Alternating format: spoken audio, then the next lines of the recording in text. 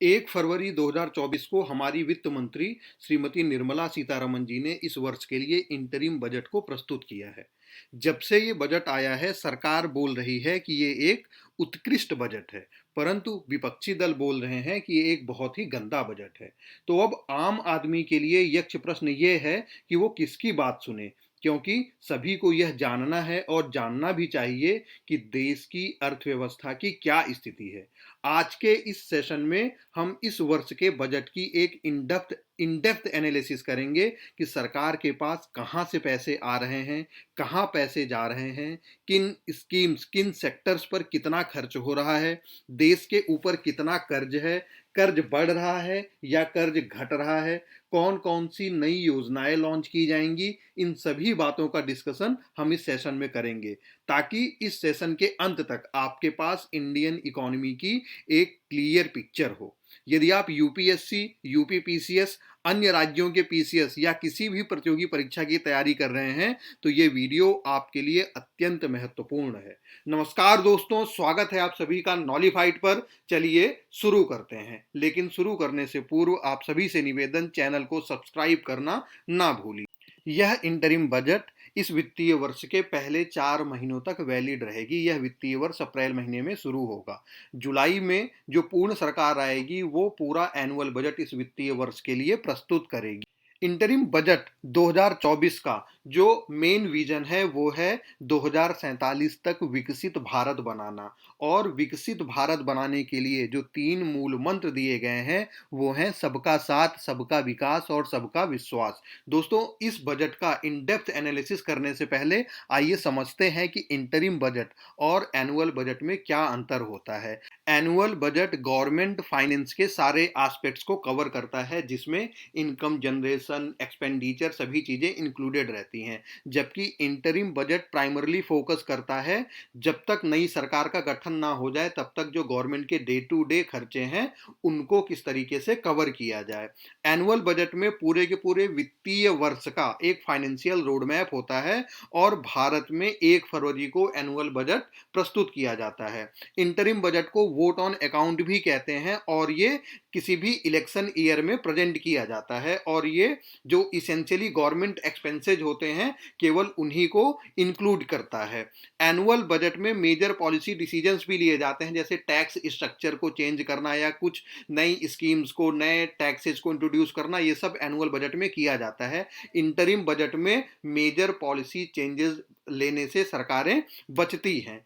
Annual budget के हर provision के ऊपर पार्लियामेंट में एक डिटेल डिस्कशन और डिबेट होता है, जबकि इंटरिम बजट में इतना डिटेल्ड डिस्कशन नहीं होते हैं। आइए अब इस वर्ष के इंटरिम बजट के कुछ की हाइलाइट्स देख लेते हैं। सबसे पहले बजट एस्टिमेट्स देख लेते हैं गवर्नमेंट की कमाई और गवर्नमेंट के खर्चे का। तो गवर्नमेंट उधार को छोड़ करके जितनी गवर्नमेंट की टोटल कमाई है वो है 30.8 लाख करोड़, जिसमें से कि जो टैक्सेस से कमाई है वो 26.02 लाख करोड़ है, और गवर्नमेंट का टोटल एक्सपेंडिचर, कुल खर्चा 47.66 लाख करोड़ है।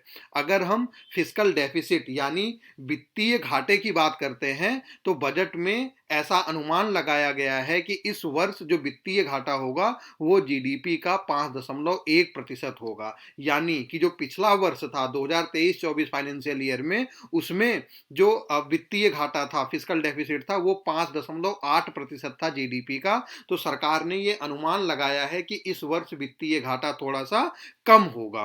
बजट में ये अनुमान लगाया गया है कि फाइनेंशियल ईयर 2025-26 में वित्तीय घाटा घटकर जीडीपी का 4.5% रह जाएगा। इसके साथ ही बजट में ये भी अनुमान लगाया गया है कि जो गवर्नमेंट के कर्जे हैं वो भी अब कम होंगे, और इस वर्ष गवर्नमेंट का कुल कर्जा 4.13 लाख करोड़ होगा, और जो नेट बोरोविंग है वो 11.75 लाख करोड़ होगी, जो कि पिछले वित्तीय वर्ष 2023-24 से कम होगा। गवर्नमेंट के कर्ज कम होने से ये होगा कि जो प्राइवेट सेक्टर है वहां पर जो क्रेडिट्स की अवेलेबिलिटी है वो बढ़ जाएगी। आगे बढ़ते हैं। गवर्नमेंट ने पिछले वर्षों में एक स्कीम लॉन्च करी थी, जिसमें सेंट्रल गवर्नमेंट ने ये कहा था कि वो राज्य सरकारों को 50 साल के लिए इंटरेस्ट फ्री लोन देगी, और इस लोन का काम होगा कि जो राज्य सरकारें हैं वो अपने अपने रिस्पेक्टिव स्टेट्स में इंफ्रास्ट्रक्चर का डेवलपमेंट करेंगी। गवर्नमेंट ने इस स्कीम को इस फाइनेंशियल ईयर के लिए भी बढ़ा दिया है और इस स्कीम के लिए गवर्नमेंट ने 1.3 लाख करोड़ दिए हैं। यानी कि सेंट्रल गवर्नमेंट राज्य सरकारों को 50 साल के लिए इंटरेस्ट फ्री लोन देगी कैपिटल एक्सपेंडिचर के लिए, इंफ्रास्ट्रक्चर डेवलपमेंट के लिए। बजट में इनकम टैक्स रेट और इनकम टैक्स स्लैब्स में कोई बदलाव नहीं किए गए हैं, ना ही ओल्ड रिजिम में ना ही न्यू रिजिम में। ओल्ड रिजिम में अभी भी 2.5 लाख के इनकम तक कोई टैक्स आपको नहीं देना है और न्यू रिजिम में 3 लाख के इनकम तक आपको कोई टैक्स नहीं देना है। विस्तृत रेट की जानकारी के लिए आप ये स्क्रीनशॉट ले सकते हैं और यहाँ से देख सकते हैं कि स्लैब में कितना इनकम टैक्स अभी एप्लीकेबल है। इसके साथ ही जो पिछला एक बजट में स्कीम लॉन्च की गई थी कि जो स्टार्टअप्स हैं उनको टैक्स नहीं देना पड़ेगा, उनको टैक्स से एग्जेम्पशन दिया गया था, उस स्कीम को इस वर्ष 31 मार्च 2025 तक के लिए बढ़ा दिया गया है। इसके साथ ही बजट में एक ये भी ट्रेंड डाला गया है कि जो टैक्स फिलर्स हैं, यानी जो लोग टैक्स को फाइल कर रहे हैं, उनका नंबर 2.4 गुना बढ़ गया है और जो डायरेक्ट टैक्स कलेक्शन है वो 2014 से अभी तक लगभग 3 गुना हो गया है। इंफ्रास्ट्रक्चर डेवलपमेंट के लिए जो कैपिटल एक्सपेंडिचर है उसको बढ़ा दिया गया है। पिछले वर्ष से इस वित्तीय वर्ष में 11.1% ज़्यादा धनराशि खर्च की जाएगी इंफ्रास्ट्रक्चर डेवलपमेंट पे और ये धनराशि होगी 11,11,111 करोड़ रुपए। इसके अलावा इकोनॉमिक रेलवे कॉरिडोर्स बनाए जाएंगे ताकि रेलवे से जो सामान की आवाजाही है वो भी इंप्रूव हो सके और जो पैसेंजर कनेक्टिविटी है वो भी इंप्रूव हो सके। जो प्रधानमंत्री आवास योजना ग्रामीण है उसके तहत इस वर्ष 2 करोड़ और भी ज्यादा घर बनाने का लक्ष्य रखा गया है।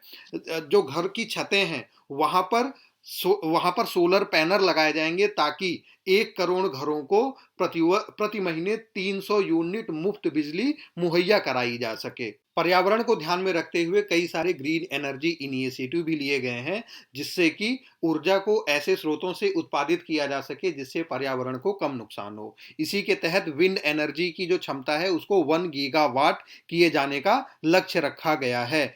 कोल प्लांट्स का गैसिफिकेशन होगा और इसके लिए 100 मीट्रिक टन का लक्ष्य रखा गया है 2030 तक। इसके अलावा कंप्रेस्ड बायोगैस सीबीजी की एक फेज्ड मैनर में मैंडेटरी ब्लेंडिंग होगी सीएनजी और पीएनजी के साथ। बहुत सारे बायो मैन्युफैक्चरिंग और बायो फाउंड्री स्कीम्स भी लॉन्च किए गए हैं और ये इन्वायरमेंट फ्रेंडली अल्टरनेटिव प्रोवाइड करेगी बायोडिग्रेडेबल पॉलीमर्स, बायो प्लास्टिक्स और बायो फार्मास्यूटिकल और बायो एग्री इनपुट्स के लिए। कृषि क्षेत्र के लिए बजट में क्या है देख लेते हैं। तो एग्रीकल्चर और फूड प्रोसेसिंग यूनिट में पब्लिक प्राइवेट पार्टनरशिप को और ज़्यादा बढ़ावा प्रमोट किया जाएगा और पोस्ट हार्वेस्ट एक्टिविटीज़ में प्राइवेट पार्टनरशिप को और ज़्यादा बढ़ाया जाएगा। इसके अलावा जो नैनो डैप टेक्नोलॉजी है उसको भारत के सभी एग्रो क्लाइमेटिक जोन्स में फैलाया जाएगा। नैनो डैप टेक्नोलॉजी का आविष्कार इफ्को ने किया था और इसके थ्रू जो प्लांट्स होते हैं उनमें नाइट्रोजन और फास्फेट के इंटेक को बढ़ाया जाता है। जो ऑयल सीड्स हैं उसमें भारत आत्मनिर्भर बनने की कोशिश करेगा। ऑयल सीड्स जैसे कि सरसों, ग्राउंडनट, सीसम, सोयाबीन और सनफ्लावर, इनके प्रोडक्शन को बढ़ाया जाएगा। इसके अलावा जो डेयरी डेवलपमेंट है उसके लिए भी बहुत सारे स्कीम्स को लॉन्च किया गया है। प्रधानमंत्री मत्स्य संपदा योजना को लॉन्च किया गया है जिसका जो उद्देश्य है वो ये है भारत में जो मत्स्य पालन है, जो मत्स्य प्रोडक्शन है, मछली का प्रोडक्शन है उसको बढ़ाया जा सके और जो अभी 1 हेक्टेयर में 3 टन मछली का पैदावार होता है उसको बढ़ा करके 5 टन किया जाए और इसके एक्सपोर्ट को डबल करके 1 लाख करोड़ तक पहुंचाया जाए। और ऐसी उम्मीद की जा रही है कि इससे लगभग 55 लाख एम्प्लॉयमेंट अपॉर्चुनिटीज जनरेट होंगी और 3 एक्वा पार्क्स भी सेटअप किए जाएंगे। आइए देखते हैं महिलाओं के लिए बजट में क्या था। तो जो लखपति दीदी का टारगेट है उसको बढ़ा दिया गया है और उसको अब 2 करोड़ से बढ़ा करके 3 करोड़ कर दिया गया है। सर्विकल कैंसर के वैक्सीनेशन प्रोग्राम को भी बढ़ाया गया है और 9 से 14 साल की लड़कियों को सर्विकल कैंसर के लिए वैक्सीन दिया जाएगा। इसके अलावा मैटरनल और चाइल्ड केयर के लिए भी जो स्कीम्स चल रही थी उन स्कीम्स को बढ़ाया गया है और सक्षम आंगनवाड़ी एंड पोषण 2.0 ये 2 नए स्कीम्स को लॉन्च किया गया है। हेल्थ केयर सेक्टर के लिए बजट में क्या था देख लेते हैं। तो बजट में बहुत सारे और मेडिकल कॉलेज के सेटअप करने के लिए प्राविधान बजट में किया गया है। इसके अलावा जो आयुष्मान भारत स्कीम है उसके कवरेज को भी बढ़ाया जाएगा। जितनी भी आशा वर्कर्स हैं, आंगनवाड़ी वर्कर्स हैं, उन सभी को आयुष्मान भारत स्कीम में शामिल किया जाएगा। अब आइए देख लेते हैं बहुत सारे इन्फोग्राफिक्स और चार्ट्स के थ्रू बजट में क्या क्या चीजें थी, बजट की हाईलाइट्स थ्रू इन्फोग्राफिक्स। एक बार इसके ऊपर भी नजर डाल लेते हैं। हमारे प्रधानमंत्री ने जिन 4 जातियों को मान्यता दी है उसमें पहली जाति है गरीब। बजट में कहा गया है गरीब कल्याण देश का कल्याण। और सरकार ने ये दावा किया है कि डायरेक्ट बेनिफिट ट्रांसफर से सरकार को 2.7 लाख करोड़ का मुनाफा हुआ है। इसके अलावा 25 करोड़ लोगों को गरीबी रेखा से ऊपर उठाया गया है। और पीएम स्वनिधि योजना के तहत 78 लाख स्ट्रीट वेंडर्स को कर्जे के रूप में असिस्टेंस दिया गया है। जो प्रधानमंत्री के हिसाब से दूसरी जाति है वो है युवा। और युवाओं के लिए बजट में ये कहा गया है कि 1.4 करोड़ युवाओं को स्किल इंडिया मिशन के तहत ट्रेंड किया गया है। इसके अलावा पीएम मुद्रा योजना के तहत भी 43 करोड़ लोन सैंक्शनड हुए हैं। जो तीसरी जाति है प्रधानमंत्री के हिसाब से वो है फार्मर्स यानी कि अन्नदाता की। और पीएम किसान योजना के तहत 11.8 करोड़ फार्मर्स को, किसानों को डायरेक्ट फाइनेंशियल असिस्टेंस दिया गया है। 4 करोड़ फार्मर्स को क्रॉप इंश्योरेंस दिया गया है, उनके फसल की बीमा की गई है पीएम फसल बीमा योजना के तहत। और ई नाम में 1361 कृषि मंडीज को इंटीग्रेट किया गया है जिससे कि 3 लाख करोड़ का व्यापार हुआ है। जो चौथी जाति है प्रधानमंत्री के हिसाब से वो है नारी शक्ति। नारी शक्ति के लिए कहा गया है कि 30 करोड़ मुद्रा योजना लोन डिस्टर्ब बांटे गए हैं महिलाओं को। और जो फीमेल एम्प्लॉयमेंट है, फीमेल इनरोलमेंट है हायर एजुकेशन में, वो पिछले 10 वर्षों में 28% से बढ़ा है। इसके अलावा स्टेम कोर्सेज में 43% फीमेल इनरोलमेंट का इंक्रीमेंट हुआ है। और 1 crore women assisted by 83 lakh self help groups to become Lakhpati Didis. अब आइए देख लेते हैं कि बजट में सरकार के इनकम के क्या क्या सोर्सेज हैं और किन किन मदों पर सरकार ने खर्चा किया है। तो सबसे पहले देखते हैं कि पैसे आ कहाँ कहाँ से रहे हैं। तो 28% पैसे आ रहे हैं बोरोइंग यानी कर्जे से और जो अदर लाइबिलिटीज हैं वहां से। जो नॉन टैक्स रिसीप्ट्स हैं वो 7% हैं। नॉन डेप्ट कैपिटल रिसीप्ट है 1%। कस्टम से 4% आ रहे हैं। जीएसटी से 18% आ रहे हैं। कॉर्पोरेट टैक्सेस से 17% आ रहे हैं पैसे। यूनियन एक्साइज से 5% और इनकम टैक्स से 19% सरकार की कमाई हो रही है। अब देखते हैं खर्चे कहाँ पर हो रहे हैं। तो इंटरेस्ट पेमेंट जो सरकार कर रही है वो अपनी कुल कमाई का, कुल खर्चे का 20% इंटरेस्ट पेमेंट में जा रहा है। सेंट्रली स्पॉन्सर्ड स्कीम में 8% पैसे जा रहे हैं। सब्सिडीज में 6% जा रहे हैं। इसके अलावा जो सेंट्रल सेक्टर स्कीम्स हैं उसमें 16% जा रहे हैं। डिफेंस में 8% जा रहे हैं। अब देखते हैं कि किन किन मिनिस्ट्रीज को, किन किन डिपार्टमेंट्स को कितना एलोकेट किया गया है। तो मिनिस्ट्री ऑफ डिफेंस को 6.2 लाख करोड़ दिया गया है। Ministry of road transport and highways को 2.78 करोड़ रुपए दिए जा रहे हैं। मिनिस्ट्री ऑफ रेलवेज को 2.55 करोड़ रुपए दिए जा रहे हैं। Ministry of consumer affairs and food public distribution को 2.13 lakh crore. Ministry of home affairs को 2.03 crore. Ministry of rural development को 1.77 crore. Ministry of chemical and fertilisers को 1.68 करोड़। मिनिस्ट्री ऑफ कम्युनिकेशन को 1.37 lakh crore. Ministry of agriculture and farmers welfare को 1.27 लाख करोड़ रुपए दिए जा रहे हैं। मेजर स्कीम्स में कितने पैसे दिए जा रहे हैं वो देख लेते हैं। तो जो मनरेगा है, Mahatma Gandhi national rural employment guarantee scheme, उसमें इस वर्ष 86,000 करोड़ रुपए दिए जा रहे हैं। पिछले वर्ष इसमें 60,000 करोड़ रुपए दिए गए थे। जो आयुष्मान भारत स्कीम है उसमें पिछली वर्ष 7200 करोड़ रुपए गए थे और इस बार जा रहे हैं 7500 करोड़ रुपए।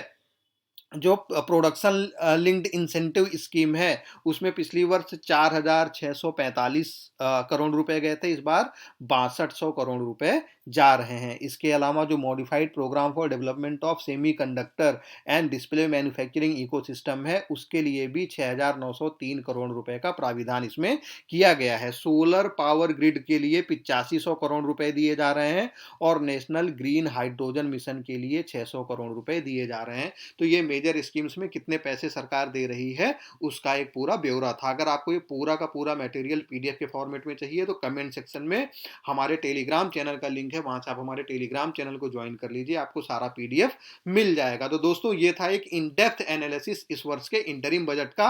अब आप खुद ही समझ जाइए कि ये बजट अच्छा था या बुरा था, किसी के कहने पर आप ये बातें मत मानिए। मिलते हैं दोस्तों अगले वीडियो में, तब तक के लिए स्टे नॉलिफाइड। धन्यवाद।